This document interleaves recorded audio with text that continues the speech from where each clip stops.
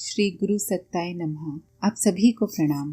रांची के मनोज सोनी जी बताते हैं, मेरे दादाजी की गिनती इलाके के खानदानी अमीरों में होती थी। वे सोने चांदी की एक बड़ी दुकान के मालिक थे। एक बार किसी लेन देन को लेकर दादाजी और पिताजी में ऐसा विवाद हुआ कि हमारे पिताजी हम 4 भाई बहनों को छोड़कर घर से निकल गए। पिताजी के चले जाने के बाद माँ की घर में बहुत उपेक्षा होने लगी। एक स्थिति ऐसी भी आई कि हमारे नाना जी हम बच्चों को माँ के साथ विदिशा लेकर चले गए। परिवार बड़ा था, अतः हम सबके भरण पोषण में काफी दिक्कत होने लगी।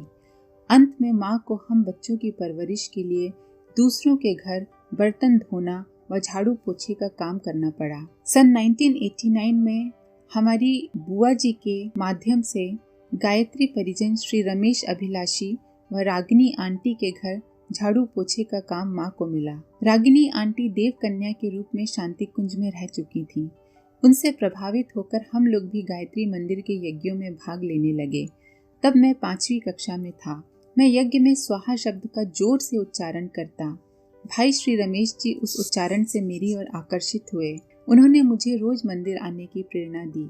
मैंने नियमित रूप से मंदिर जाना शुरू कर दिया। बाद में तो मैं मंदिर में ही रहने लगा। वहाँ का जो भी काम मुझे बताया जाता उसे मन लगाकर पूरा करता। समय बीतता गया। मैं पढ़ाई और मंदिर में काम के साथ पेपर बांटने का काम करने लगा।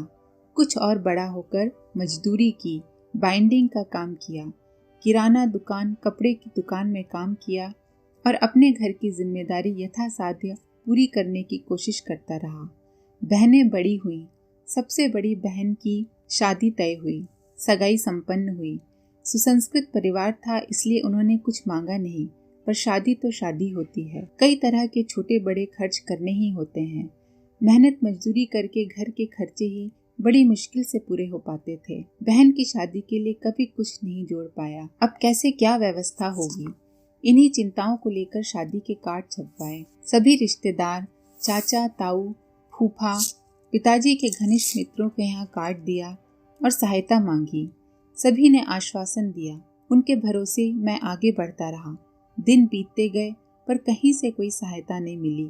नाना जी हमेशा से ही हमारे सुख दुख के साथी थे।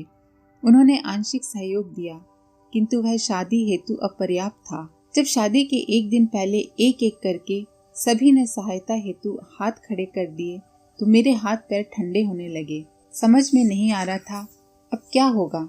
अगले दिन बारात आने वाली थी और अभी तक उनके ठहरने खाने का कोई इंतजाम नहीं हो सका। ऐसे में तो निश्चित ही दरवाजे से बारात वापस लौट जाएगी। यही सब सोचते हुए मैं पूज्य गुरुदेव के चित्र के सामने बैठकर खूब रोया। मैं लड़का ही था। अप्रैल सन 2000 में एक कागज पर लिखा, मैं, मेरी माँ व बहन तीनों आत्महत्या कर रहे हैं। मैंने उस कागज को गुरुदेव की पूजा चौकी पर पीछे की ओर रख दिया और बाजार से जहर ले आया। तय कर चुका था कि रात को सबके खाने में मिला दूंगा। रात के 8 बजे मैंने माँ से कहा, भूख लग रही है माँ, खाना निकालो, आज हम सब साथ बैठकर खाएंगे। माँ खाना निकालने ही जा रही थी कि एक साथ पूरा गायत्री परिवार घर पर आ गया। मैंने सबको बाहर बिछी हुई दरी पर बिठाया। रमेश भाई साहब ने मुझसे पूछा, पैसे की क्या व्यवस्था है? मैं उदास उदास आंखों से उनकी ओर देखता रहा।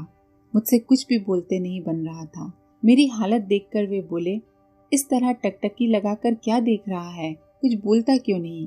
उनका इतना कहना था कि मैं उनसे चिपक कर जोर जोर से रोने लगा।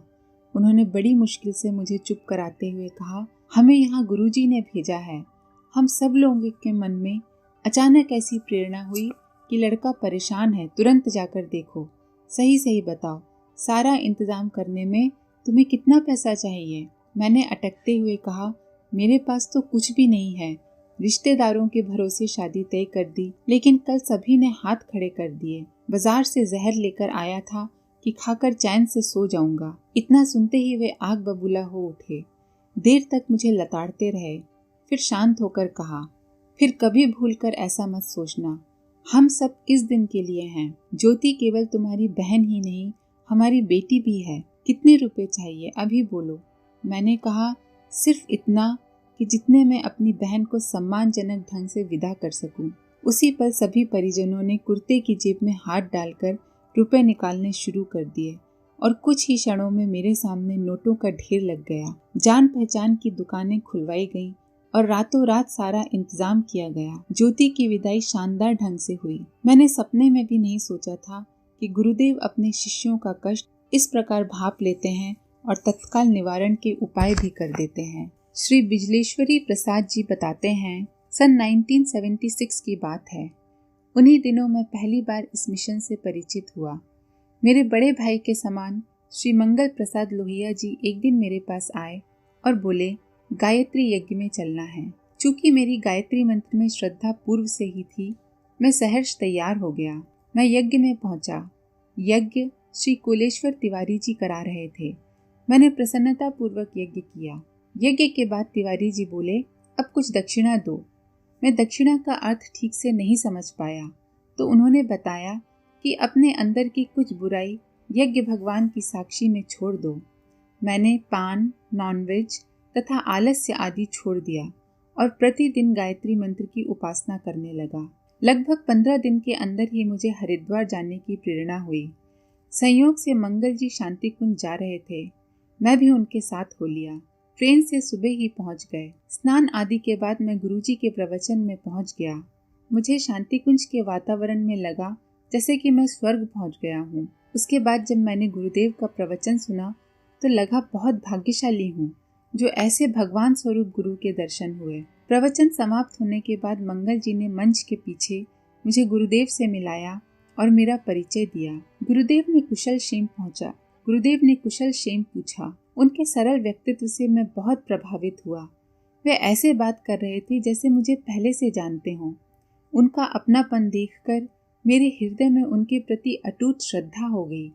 उसके पश्चात मैं गुरुदेव से उनके कमरे में मिला। गुरुदेव ने मुझे अपने पास बिठाया, घर परिवार का हाल पूछा। मैं असमंजस में पड़ गया कि क्या उत्तर दूं। मुझे निरुत्तर देख बोले, तुम हमारा काम करो, हम तुम्हारा काम करेंगे। तुम्हारी दुकानदारी, बीमारी, परेशानी सबकी जिम्मेदारी मेरी है। बस तुम मन लगाकर हमारा कार्य करते रहना। इतना बड़ा आश्वासन पाकर मैं कृतार्थ हो गया। सन 1986 की घटना है। मुझे हार्ट में कुछ परेशानी मालूम पड़ने लगी। इधर उधर कुछ दिखाया लेकिन आराम नहीं मिला। मेरे मित्र अरविंद निगम जी को इस बात का पता चला। वे तुरंत मुझे लखनऊ मेडिकल कॉलेज लेकर गए। वहाँ डॉक्टरों ने बताया कि हार्ट में प्रॉब्लम है। चूँकि इसमें दवा काम नहीं करेगी इसलिए ऑपरेशन करना पड़ेगा। ऑपरेशन का खर्च लगभग 70,000 रुपये बताया गया। खर्च की राशि सुनते ही लगा कि पैरों के तले की धरती ही खिसक गई। मेरे पास तो 5,000 रुपये भी नहीं थे। 70,000 रुपये कहाँ से लाता। मैं घर वापस चला गया।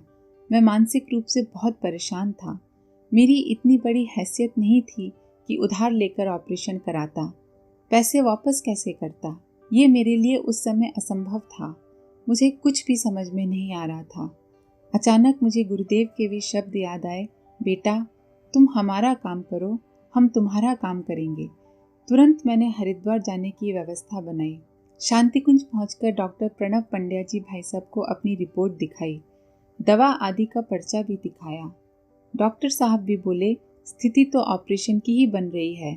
फिर मैं गुरुदेव के पास गया, उनसे सारी बातें बताई, रिपोर्ट और सारे पर्चे भी दिखाए। गुरुदेव बोले तुम्हें कुछ नहीं होगा, तुम्हें कोई बीमारी नहीं है, जाओ मन लगाकर काम करो, खूब साइकिल चलाना, तुम्हें कुछ नहीं होगा। कहते हैं गुरु का वाक्य ब्रह्म वाक्य होता है। गुरुदेव का वह वाक्य सचमुच मेरे लिए ब्रह्म वाक्य बन गया। आज मैं पूरी तरह स्वस्थ हूँ। मुझे किसी प्रकार की कोई परेशानी नहीं है।